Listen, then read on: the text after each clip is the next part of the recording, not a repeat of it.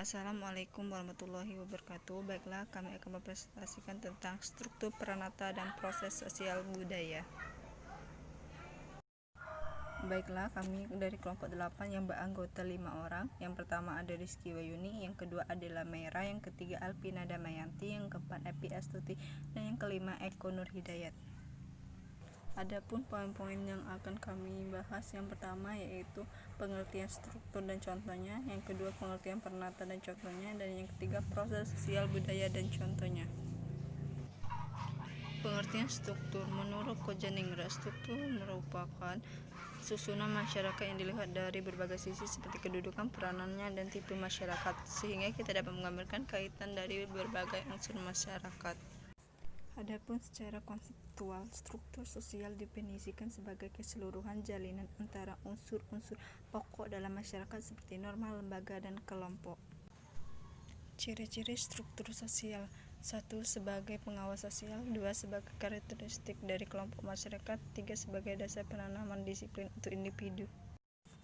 Adapun contoh struktur kelurahan dari Muara Kaitan Kabupaten Musirawas yang terdiri dari lurah, kelompok sekretaris, kasih, kespelum, kasih pemerintahan dan tertib, dan kasih pembangunan.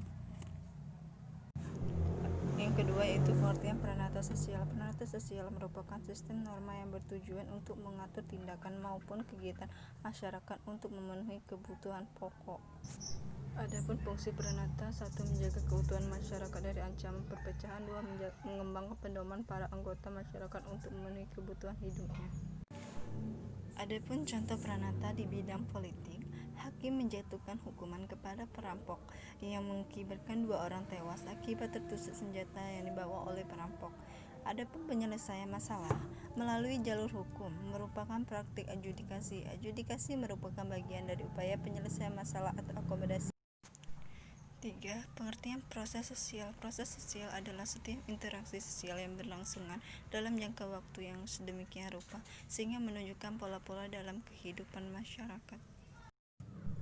Fungsi bersosial: 1. Dapat hidup dengan baik di tengah masyarakat, 2. Dapat menyesuaikan tingkah laku, 3. Dapat dan setiap orang berhak menjadi anggota masyarakat yang baik.